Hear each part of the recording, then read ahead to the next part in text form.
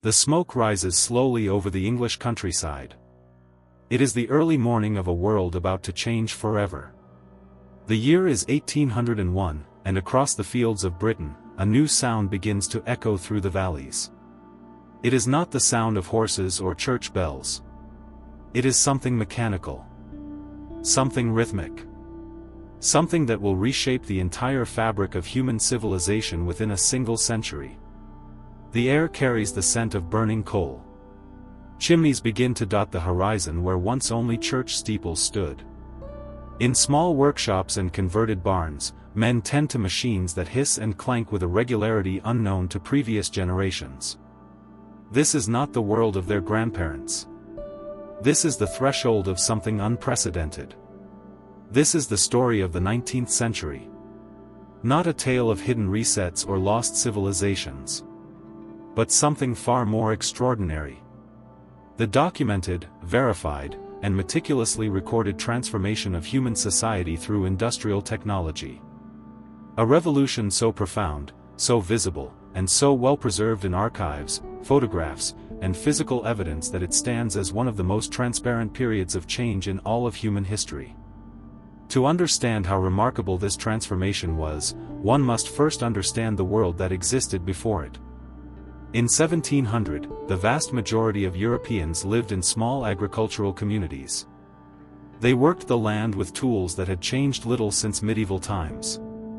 They traveled at the speed of horses or their own feet. They communicated only as fast as messengers could carry letters. They died from diseases that physicians could neither explain nor cure. The average person in 1700 would have found the daily life of their great-grandparents entirely recognizable. The same could not be said for their great-grandchildren. By 1900, the world had been remade. Cities of millions had risen from farmland. Machines produced goods that once required armies of craftsmen. Messages crossed oceans in moments. Surgeons operated on unconscious patients in sterile rooms, saving lives that would have been lost just decades earlier. The steam engine did not appear from nowhere. Its origins trace back through decades of experimentation, failure, and gradual improvement. The basic principle that steam could do mechanical work was understood since ancient times. Hero of Alexandria described simple steam-powered devices in the 1st century. But these remained curiosities, toys for demonstration rather than practical machines. The transformation of steam power from curiosity to industrial force required solving specific technical problems. How could the expansive force of steam be captured efficiently? How could reciprocating motion be converted to rotary motion? How could engines be made reliable enough for continuous industrial use? Each of these problems was solved through persistent experimentation by identifiable inventors whose work can be traced through patents, correspondence, and surviving machinery. Thomas Newcomen built his first atmospheric engine in 1712. This crude but functional machine was designed to pump water from coal mines, where flooding was a constant problem. The Newcomen engine worked by condensing steam inside a cylinder, creating a partial vacuum that allowed atmospheric pressure to push a piston downward. This downward stroke powered a beam that operated a pump. The Newcomen engine was inefficient. It wasted enormous amounts of coal because steam was condensed directly inside the working cylinder, which then had to be reheated for each stroke. But it worked. And for mines with abundant coal nearby, its fuel consumption mattered less than its ability to keep shafts dry. For nearly 60 years, engineers tinkered with this basic design. They made incremental improvements in sealing, in valve mechanisms, in the construction of cylinders. The Newcomen engine spread across Britain and into continental Europe, wherever mining operations needed to pump water from below ground. Each installation taught engineers something new about what worked and what failed. Then came James Watt. His improvements to the steam engine in the 1760s and 70s transformed it from a specialized mining tool into a universal source of mechanical power. The story of Watt's innovations is well documented because he worked within institutional frameworks that kept records.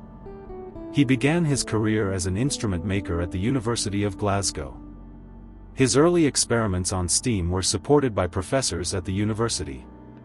What's crucial insight was that condensing steam inside the working cylinder wasted enormous amounts of heat. Each stroke required cooling the cylinder to condense the steam, then heating it again to admit new steam. What developed the separate condenser, a chamber connected to the cylinder where steam could be condensed without cooling the cylinder itself. This single innovation more than doubled the fuel efficiency of steam engines. But what did not stop there? He developed the double-acting cylinder, which used steam pressure on both sides of the piston, effectively doubling the power output of an engine of given size. He invented the governor, a feedback mechanism that automatically regulated engine speed. He developed systems for converting the reciprocating motion of a piston into the rotary motion needed to drive machinery. Each of these innovations is documented in patents that survive in British archives. Watt's partnership with the Birmingham manufacturer Matthew Boulton created a company that sold steam engines throughout Britain and abroad. The company's records, including correspondence with customers, orders for parts, and reports from engineers installing and maintaining engines, survive in archives and have been studied by historians for over a century. The transformation began in the textile industry, but not by accident. Britain in the mid-18th century was experiencing a crisis in textile production. Demand for cotton cloth was growing faster than traditional methods could supply. The spinning of thread was the bottleneck. Weavers could produce cloth faster than spinners could provide them with yarn. Before the steam engine, cloth production depended entirely on human hands and simple wooden machines powered by water wheels. A single spinner working at home with a traditional spinning wheel could produce perhaps 1 pound of cotton thread per day. This production occurred in cottages scattered across the countryside, where families combined textile work with agricultural labor. The spinning jenny, invented by James Hargreaves in 1764, was the first major breakthrough. This simple machine allowed one worker to operate 8 spindles simultaneously. Later versions expanded this to 16, then more. The spinning jenny was small enough to be used in cottages, and it spread rapidly through the textile districts of Lancashire and Yorkshire. The water frame, patented by Richard Arkwright in 1769, took a different approach. This larger machine used water power to drive spinning mechanisms that produced stronger thread than the jenny. The water frame required a source of water power, which meant it had to be installed in purpose-built factories near rivers and streams. Arkwright constructed the first true cotton spinning factories, employing hundreds of workers in centralized production facilities. But water power had limitations. Factories had to be located where water was available, often in remote valleys far from markets and labor supplies. The flow of rivers varied with seasons and droughts. Ice could stop water wheels in winter. And the power available from even the largest water wheels was limited. Steam changed everything. By combining Watt's improved steam engine with textile machinery, manufacturers could build factories anywhere coal could be delivered. They were no longer bound to riverside locations. They could build in cities, near ports, close to markets and labor. The amount of power available was limited only by the size of the engine and the supply of fuel. By 1800, steam-powered factories in Manchester, Birmingham, and Leeds were producing cloth at rates that would have seemed impossible just 50 years earlier. A single factory with steam-driven spinning mules could produce more thread in one day than an entire village of hand spinners could create in a month. Contemporary observers documented these production figures in reports, articles, and books.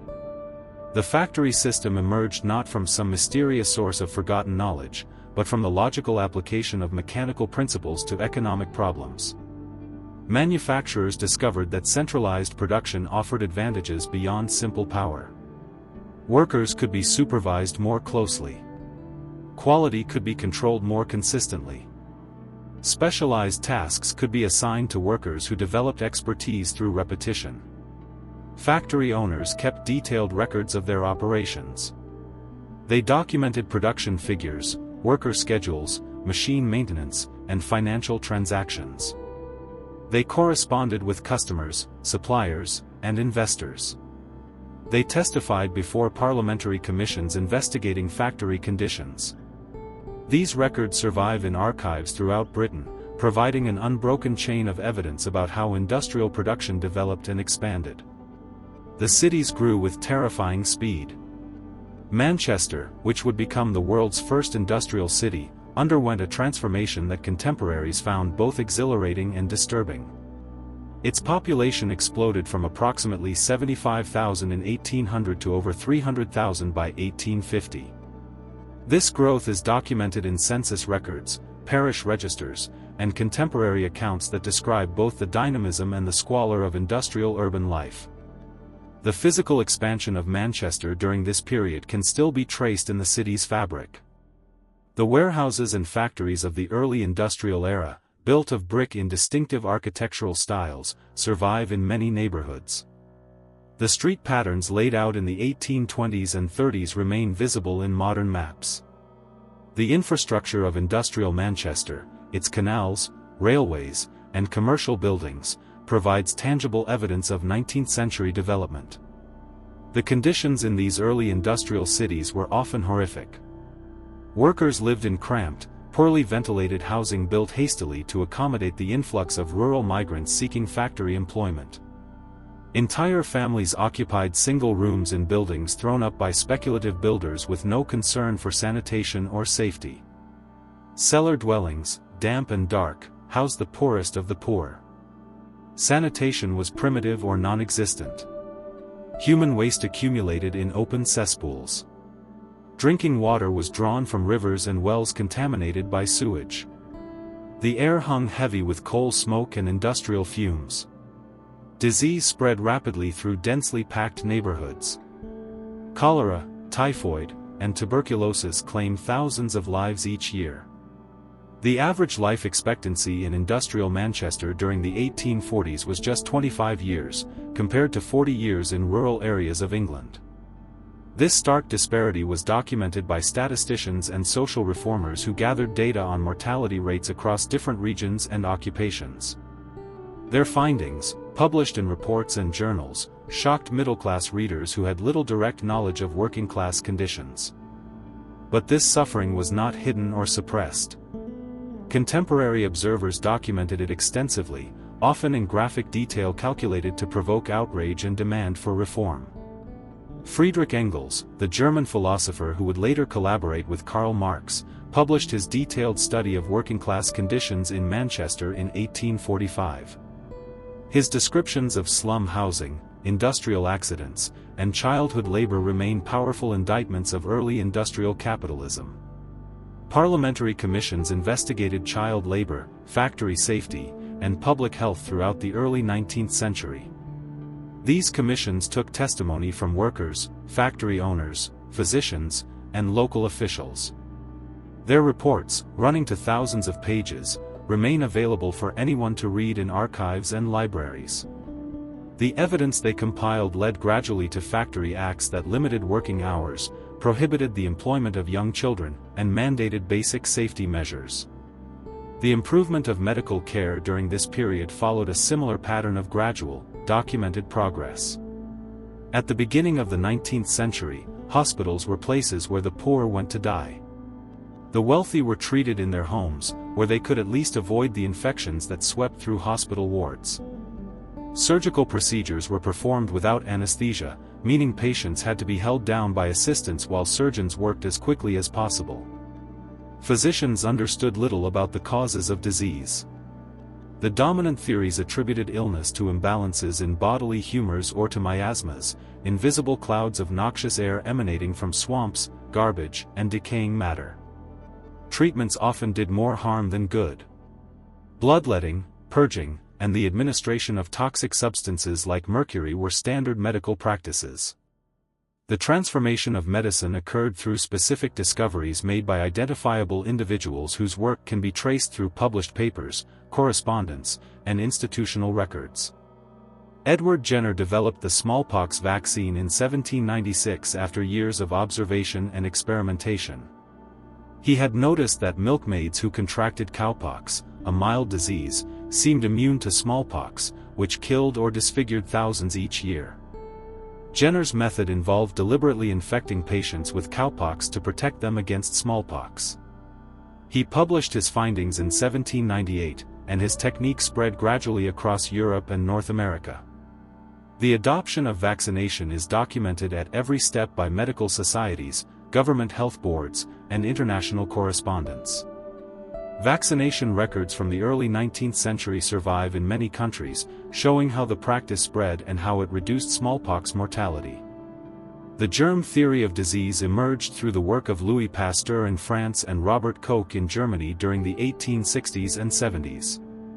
Pasteur demonstrated that fermentation and putrefaction were caused by microscopic organisms, not by spontaneous generation as previously believed. Koch developed techniques for isolating and identifying specific bacteria, and he demonstrated that particular microorganisms caused particular diseases. Their experiments revolutionized medical practice, but this revolution did not happen overnight or in secret. It occurred through published research, public demonstrations, and often bitter debates within the scientific community. Pasteur's famous experiment with swan-necked flasks, which disproved spontaneous generation, was performed before witnesses from the French Academy of Sciences. Koch's identification of the tuberculosis bacterium was announced at a meeting of the Berlin Physiological Society in 1882. Joseph Lister introduced antiseptic surgical techniques in 1867, dramatically reducing mortality rates from post-operative infections. Lister had learned of Pasteur's germ theory and reasoned that if microorganisms cause disease, preventing their entry into surgical wounds might prevent infection. He used carbolic acid to sterilize instruments, dressings, and even the air around the operating table. Lister's method spread through medical journals, hospital training programs, and international conferences. Surgeons who adopted antiseptic techniques documented their results, showing dramatic declines in post-operative mortality. Hospital records from the period demonstrate the improvement in surgical outcomes as antiseptic practices became standard throughout the medical world. The development of anesthesia followed a similar path of public experimentation and gradual adoption. Before anesthesia, surgery was a last resort, performed only when the alternative was certain death. Patients were held down by strong assistants while surgeons cut as quickly as possible. Speed was the mark of a good surgeon, since patients could only endure so much pain. William Morton demonstrated the use of ether for surgical anesthesia at Massachusetts General Hospital in October 1846. The event was witnessed by numerous physicians and medical students who had been invited to observe. A surgeon removed a tumor from a patient's jaw while the patient lay unconscious, feeling nothing. When the patient awoke, he reported that he had experienced no pain. News of Morton's demonstration spread rapidly through medical journals and newspapers. Within months, surgeons across Europe and America were using ether to perform painless operations.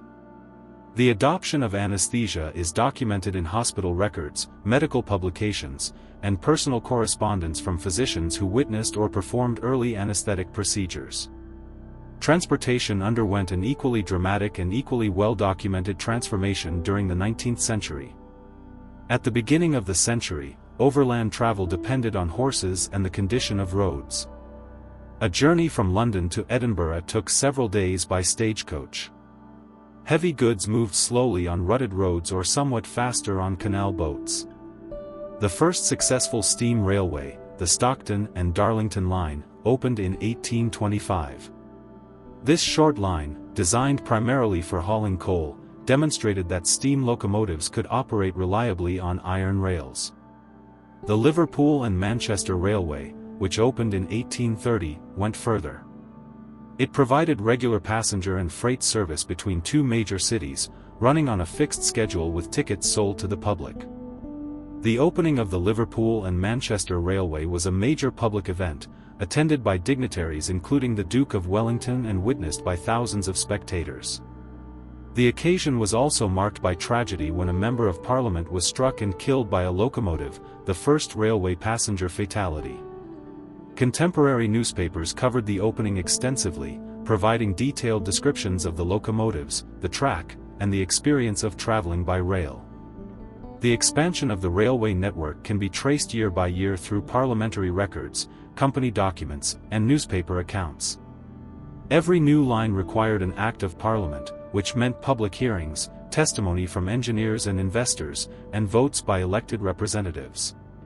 The parliamentary records of railway bills provide detailed information about proposed routes, expected costs, and anticipated benefits.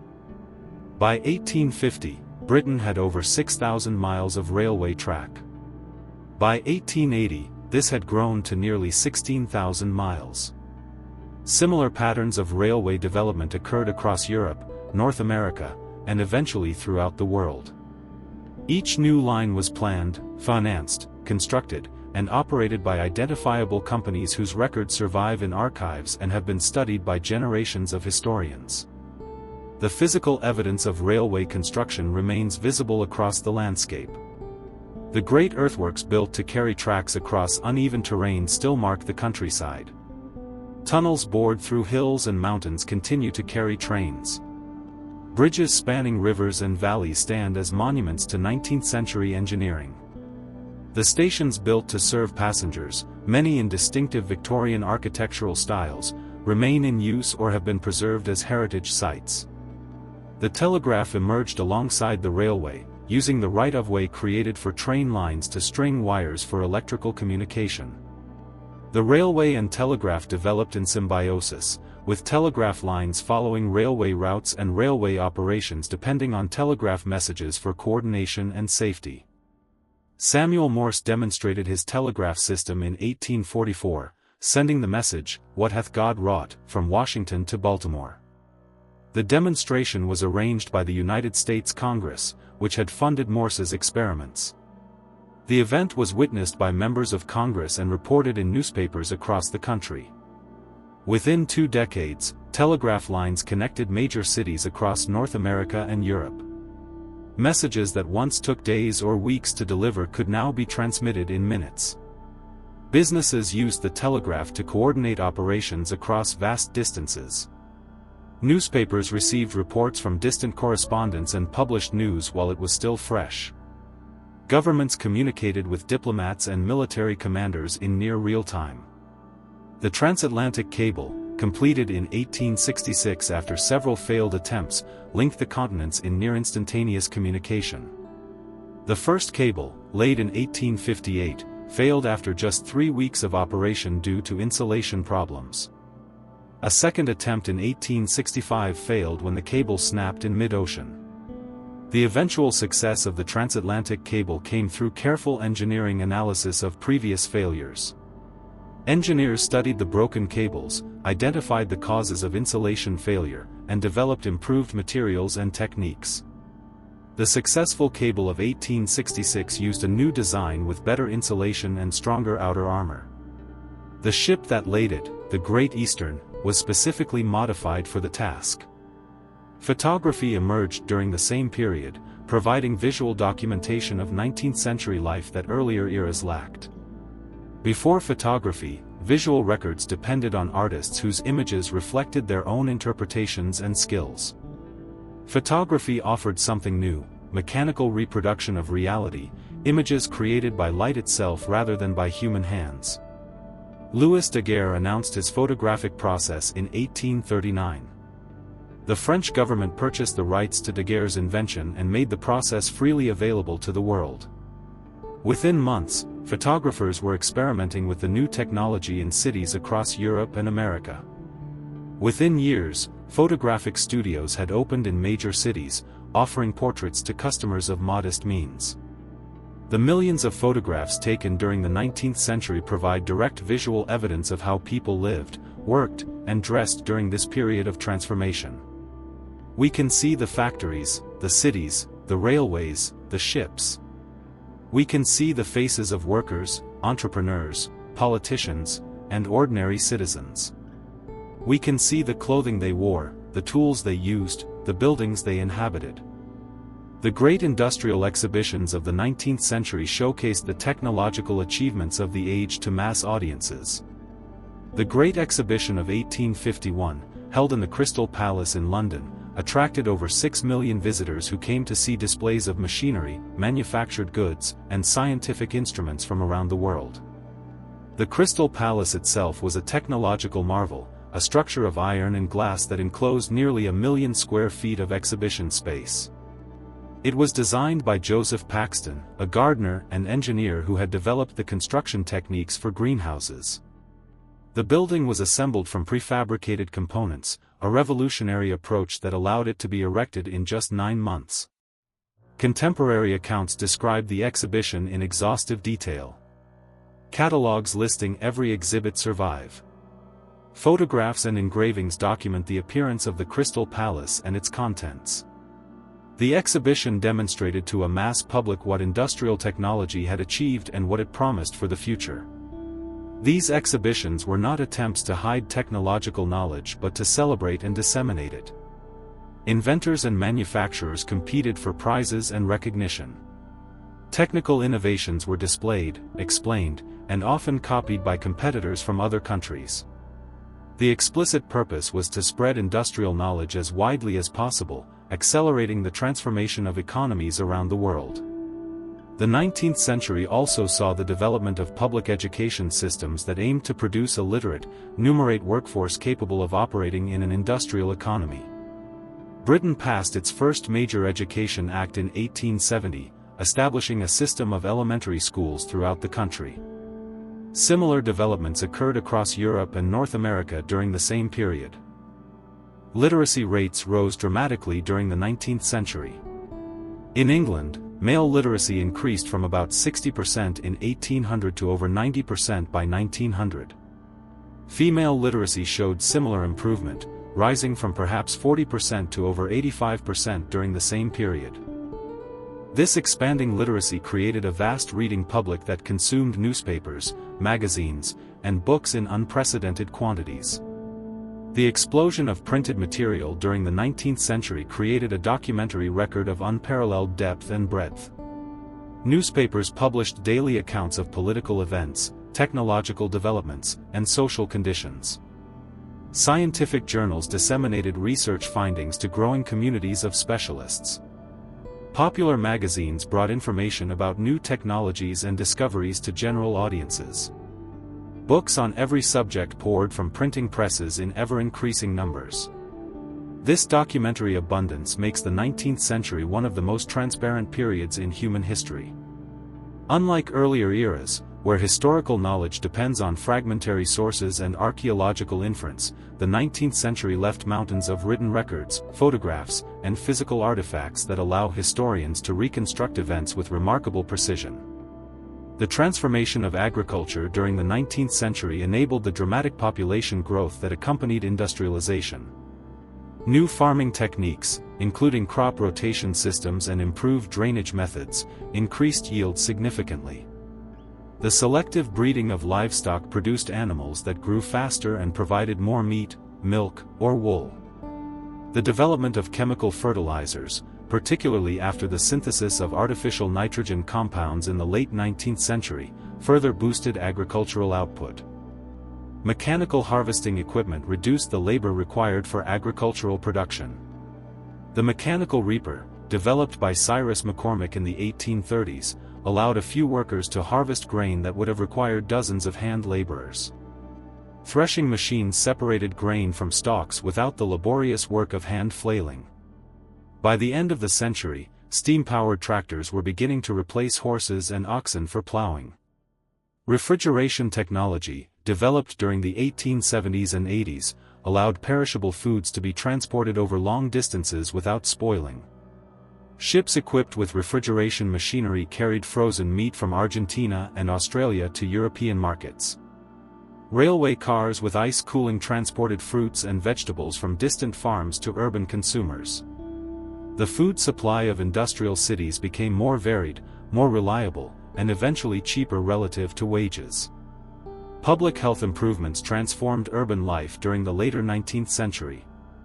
The construction of modern water supply and sewage systems in major cities dramatically reduced the incidence of waterborne diseases like cholera and typhoid.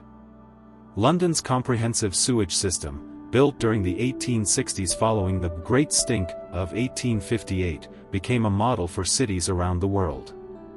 The Great Stink occurred during an unusually hot summer when the sewage-laden Thames River produced a stench so overwhelming that Parliament could barely function. The crisis prompted the construction of an extensive network of sewers that carried waste away from the city and discharged it downstream where it could be dispersed by tidal action. The project was designed by Joseph Bazalgette and employed thousands of workers over several years. Its construction is documented in detailed engineering plans that survive in archives. The understanding that clean water and proper sanitation could prevent disease emerged from careful observation and statistical analysis. John Snow's investigation of the 1854 cholera outbreak in London traced the epidemic to a contaminated water pump on Broad Street. By mapping cases and interviewing residents, Snow demonstrated that people who drank from the pump became ill while those who obtained water elsewhere remained healthy. Snow's work, and that of other sanitary reformers, was published in medical journals and presented to public health authorities. His methods, which involved systematic data collection and analysis, established the field of epidemiology. The recommendations that emerged from such studies, emphasizing clean water, proper sewage disposal, and improved housing, gradually shaped public policy in cities throughout the industrialized world. By the end of the 19th century, life expectancy in industrial nations had begun to increase significantly. The average lifespan in England rose from about 40 years in 1850 to nearly 50 years by 1900. Infant mortality rates, while still high by modern standards, had declined substantially. The proportion of children surviving to adulthood had improved markedly. These demographic changes are documented in vital statistics collected by government agencies whose records remain available for analysis. Birth certificates, death certificates, and census records provide detailed information about population trends during this period. Historical demographers have used these sources to construct detailed pictures of how mortality and fertility changed during the 19th century. The electrical revolution that began in the 1870s added another layer of technological transformation.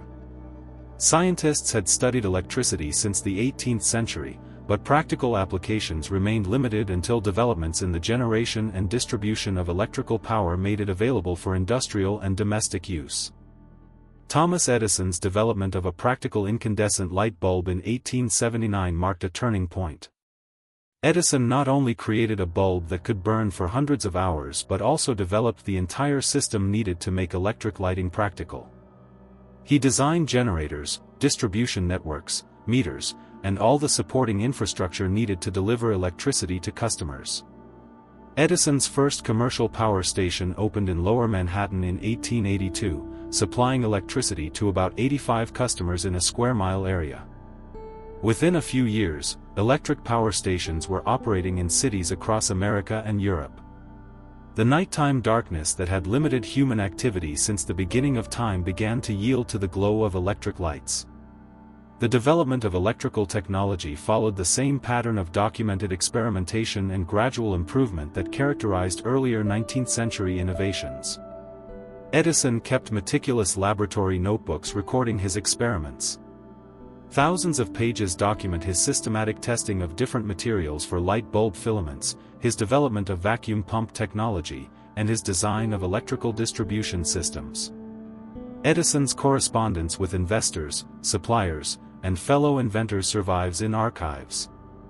The physical equipment from his laboratories has been preserved in museums. The records of his companies document how electrical technology moved from laboratory demonstration to commercial deployment. The transformation of the 19th century was not hidden or secret. It occurred in plain sight, documented by participants who understood they were living through a period of unprecedented change. Contemporary observers wrote extensively about the revolution they were witnessing. Some celebrated industrial progress as the dawn of a new era of prosperity and possibility. Others criticized its social costs, the exploitation of workers, the destruction of traditional communities, and the degradation of urban environments. But all recognized that something fundamental was happening to human society.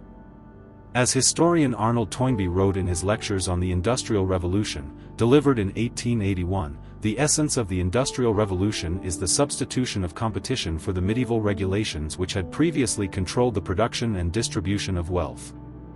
The 19th century offers no support for theories of hidden resets or suppressed civilizations. Instead, it provides a detailed case study of how technological change actually occurs. Through experimentation and failure. Through gradual improvement and sudden breakthroughs. Through competition and cooperation. Through documentation and dissemination of knowledge. The technologies that transformed 19th century life were not recovered from lost sources but developed through the systematic application of scientific principles to practical problems. Steam engines improved through decades of tinkering by engineers who understood thermodynamics imperfectly at first but learned from experience. Medical practices advanced through clinical observation and eventually through controlled experimentation. Transportation and communication systems expanded through investment, engineering expertise, and organizational innovation. This documented history of technological progress offers something more valuable than conspiracy theories about hidden knowledge. It shows how human societies can transform themselves through creativity, effort, and the accumulation of knowledge over time. The 19th century demonstrates that dramatic change is possible without invoking mysterious resets or lost civilizations. It shows that human beings, working within institutions that preserve and transmit knowledge, can achieve transformations that would seem miraculous to earlier generations. The smoke that rose over the English countryside in 1800 signaled the beginning of a transformation that would reshape the world. A century later, that world had changed beyond recognition. Cities had grown to unprecedented size. Machines had replaced human and animal labor in countless tasks. Communication had become nearly instantaneous across vast distances. Medicine had begun to understand and combat the diseases that had plagued humanity for millennia. All of this change is documented. All of it is verifiable. All of it occurred through processes that can be traced, understood, and learned from. The real story of the 19th century is not a mystery requiring alternative explanations.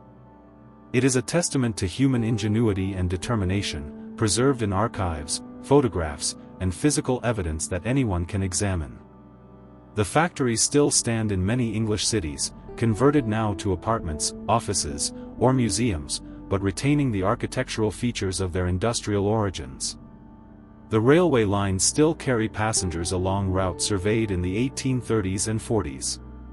The great engineering works of the industrial age, the bridges and tunnels and viaducts, remain visible in the landscape, functioning parts of modern infrastructure. The documents survive in their millions. The photographs capture moments frozen in silver and light. The personal accounts of those who lived through the transformation fill libraries and archives. The physical artifacts, the machines and tools and products of industrial production, can be examined in museums around the world. This is the real 19th century. Not a cover story for some hidden catastrophe. Not a fabrication by shadowy forces. But a period of genuine transformation that changed human life more profoundly than any previous century in recorded history. Its lessons remain relevant for understanding how societies change and how technology reshapes human possibilities. Its evidence remains accessible for anyone willing to look. The story continues to shape the world we inhabit today. The Industrial Revolution did not end in 1800 or 1900. Its processes continue, transformed by new technologies but following patterns established when the first steam engines began to turn. Understanding how that transformation actually occurred, through documented effort rather than mysterious recovery of lost knowledge, offers insights into how future transformations might unfold. The smoke has cleared from many of those early industrial cities. The air is cleaner, the water purer, the lives of workers protected by regulations that emerged from 19th century reform movements.